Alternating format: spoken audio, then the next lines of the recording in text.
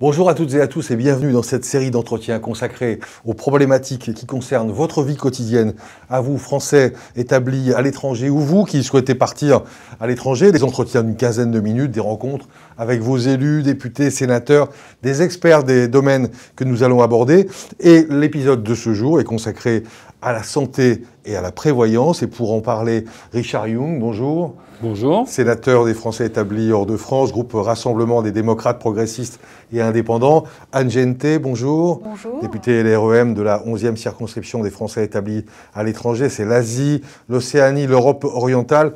Et Alexis de Saint-Albin, bonjour. Bonjour. Directeur du développement de la direction internationale de Malakoff Humanis. Vous avez deux métiers, c'est la gestion des régimes complémentaires et la couverture santé et prévoyance, notamment pour les expatriés. On va naturellement commencer par la question d'actualité, celle qui concerne la vaccination anti-Covid pour les Français établis à l'étranger. Anne Genté, comment ça se passe pour eux ?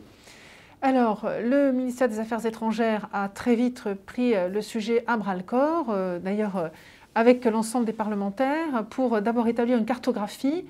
Quels sont les accès à la vaccination qu'ont nos ressortissants à l'étranger selon les pays où ils se trouvent? Première question à se poser. Donc là, à peu près, un peu plus de 80% des Français sont dans un pays dans lequel la vaccination leur est accessible. C'est-à-dire qu'il faut qu'elle soit accessible aux étrangers. Elle leur est accessible et gratuitement. Donc cela rentre dans le protocole du pays dans lequel ils se trouvent. Reste une quinzaine de pourcents qui sont dans des pays différents. Des pays dans lesquels il n'y a pas du tout accès, c'est interdit aux étrangers. Des pays où il n'y a pas accès parce que le pays a choisi de ne pas vacciner. Il y en a quelques-uns. Ou des pays dans lesquels la vaccination serait accessible mais à un prix extravagant. Donc c'est là que différents protocoles vont être mis en place, étudiés par le Quai d'Orsay, jusqu'à même éventuellement pouvoir envoyer des vaccins localement dans un pays avec tous les accords nécessaires. Donc là, on est aussi dans des entretiens diplomatiques de haut niveau pour pouvoir avoir une solution et apporter des vaccins au plus près de nos ressortissants. Alors quand on parle de santé à l'étranger, il y a vraiment deux domaines à distinguer, c'est l'Europe et en dehors de l'Europe.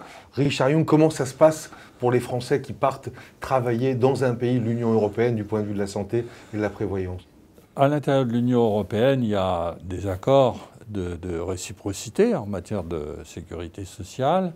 Il y a une organisation centrale qui s'appelle le CLES qui s'occupe de faire la compensation.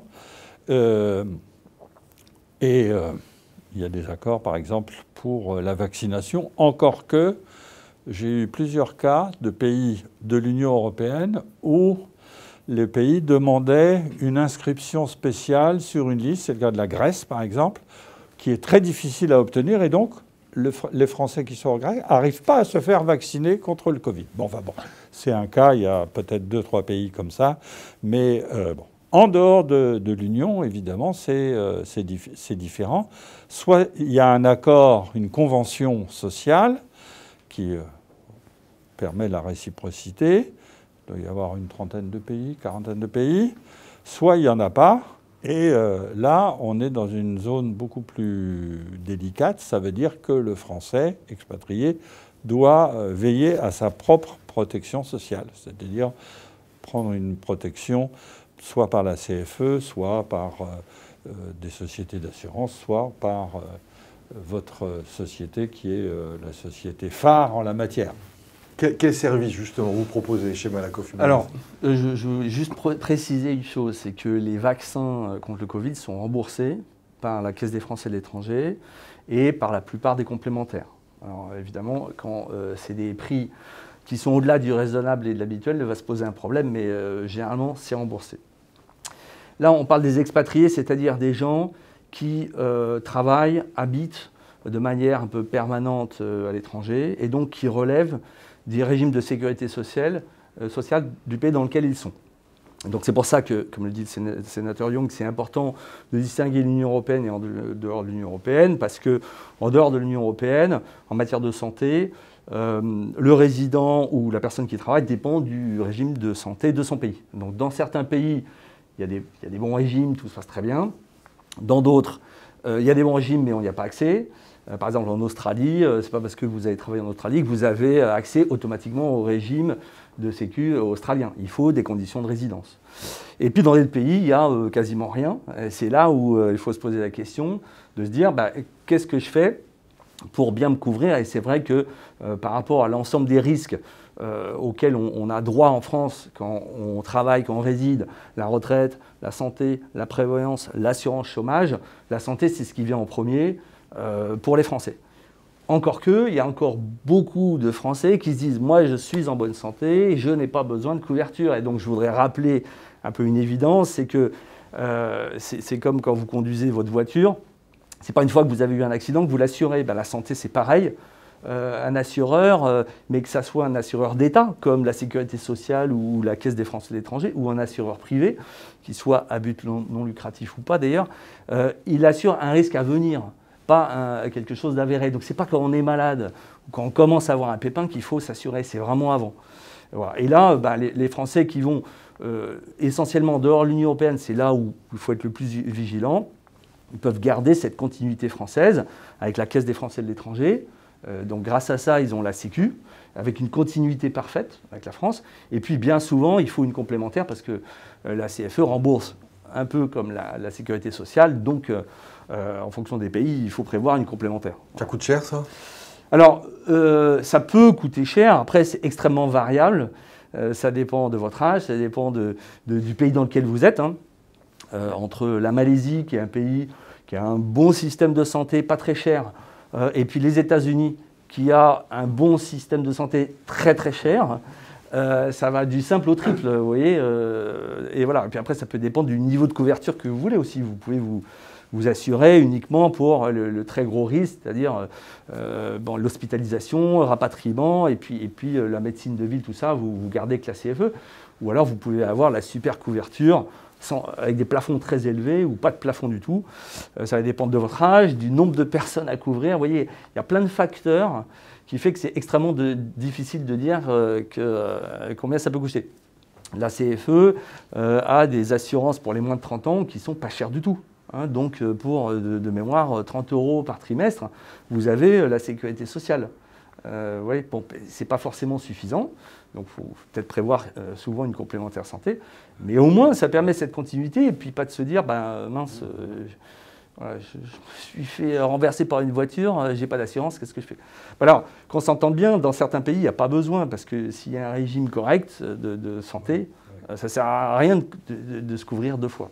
Anne Genté, quel conseil vous pouvez donner aux jeunes, par exemple, qui souhaitent partir dans un pays un peu éloigné, en Chine, aux États-Unis, en Asie du Sud-Est, en matière de santé? D'une manière générale, ça vient d'être dit, je suis absolument d'accord, il faut être couvert.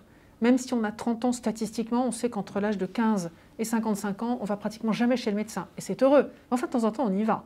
Et on peut avoir des frais extrêmement importants. Donc, quand on voyage à l'étranger, on peut en avoir besoin encore plus que d'habitude. Il y a régulièrement, d'ailleurs, il faut le savoir, hein, les difficultés qu'ont nos consulats à gérer régulièrement sont des accidents de la route, tout simplement, de scooters, de bus, de voitures, avec des jeunes à rapatrier, parfois pas en très bon état, parfois en très très mauvais état, voire très mal.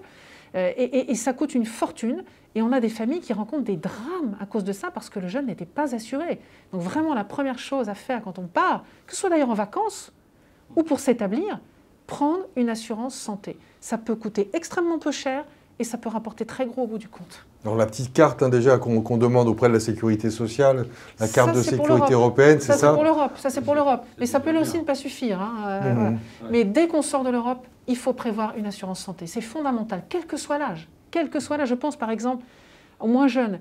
Vous avez une jeune famille qui est établie à l'étranger qui fait venir les grands-parents. En ce moment, on ne voyage pas beaucoup, c'est vrai.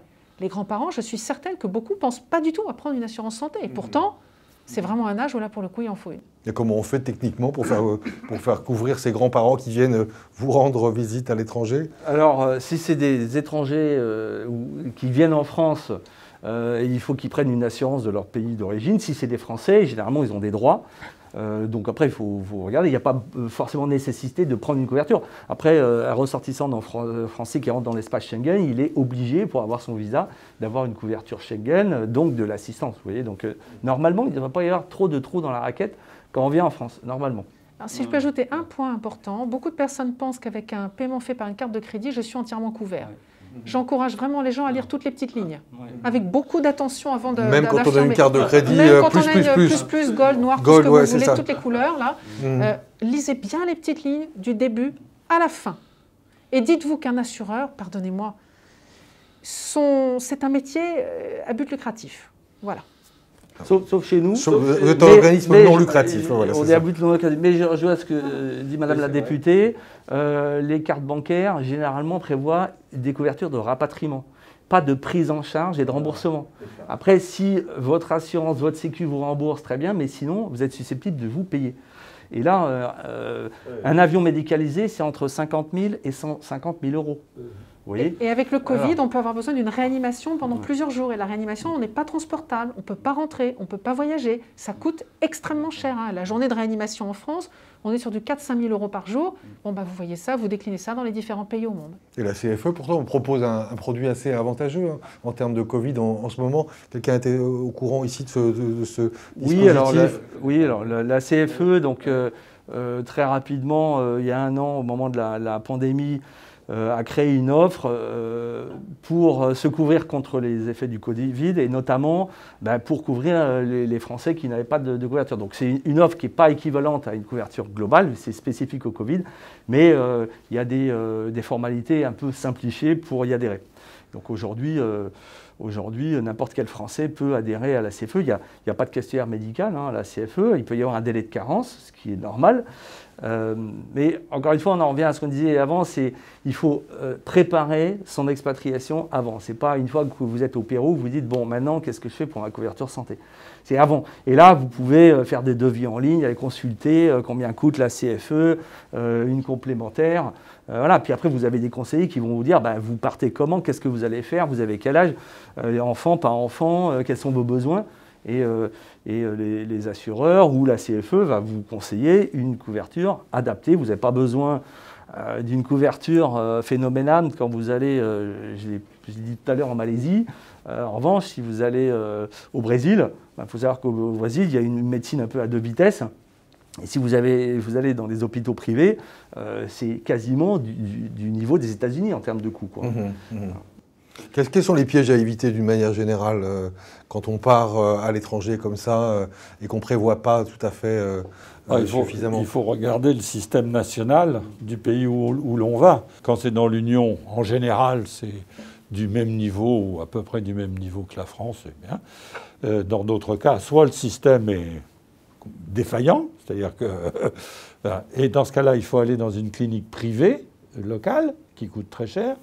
Soit c'est le cas des États-Unis où c'est presque toute votre fortune qui y passe, quoi. C'est vrai, NGNT, c'est quand même quelque chose qui est dans les... Oui, et parfois il faut même envisager de devoir aller dans un pays voisin. Parce que parfois, même dans le pays sur place, il n'y a pas un système de santé suffisant. Oui. Donc là, je dis souvent aux gens, réfléchissez à avoir un système de santé du niveau que vous jugez bien pour vous en couverture. Peut-être avez-vous besoin d'une maternité, peut-être avez-vous besoin d'un service de cardiologie, je ne sais pas, chacun sait ce qu'il lui faut. Et envisager que ce système soit à moins de 2 heures de chez soi, tout compris. 2 heures de chez soi, à moins de 2 heures, on peut réagir dans l'urgence. Si le système se trouve à plus de 2 heures, on n'est plus dans le domaine de l'urgence. Donc là, ça peut poser problème. Alexis Saint-Albin ? Oui, alors se renseigner sur le pays, comme M. le sénateur l'a dit, c'est une évidence. Se renseigner en fonction de son état de santé, comme Mme la députée vient de le dire, c'est aussi une évidence. Et puis après, se dire, qu'est-ce que je vais faire sur place? Parce que, encore une fois, si vous allez passer votre retraite au Maroc, c'est pas la même chose que si vous allez la passer à Madagascar. Aller travailler aux États-Unis, c'est pas la même chose qu'aller travailler en Bolivie. On parle des États-Unis, mais n'oublions pas les lois Obamacare qui ont permis à 25 millions d'Américains d'avoir une couverture santé. Donc aujourd'hui, c'est obligé d'avoir une couverture santé. Bon, maintenant, comme vous n'êtes pas forcément résident permanent aux États-Unis, vous êtes peut-être exclu de cette obligation. Donc il faut se renseigner sur tout ça, enfin, sur les obligations, le visa. Et puis se renseigner avant, faire des devis, demander combien ça coûte et puis chercher des conseils. Donc voilà. un vrai travail de préparer son expatriation. Et les Américains n'ont pas reconnu l'assurance de la CFE comme valant équivalent de leur système. Donc vous voyez. Je voudrais ajouter aussi qu'il n'y a pas que des Français en expatriation. Il y a aussi des gens qui partent un petit peu à l'aventure et qui prolongent un peu l'aventure. Ouais. Quelles que soient les raisons de votre départ, votre sortie du territoire français, assurez-vous. Merci à tous d'avoir consacré ces quelques minutes à ce thème si important de la santé. Merci Richard Yung, Anne Gente et Alexis Saint-Albin. Merci. Merci.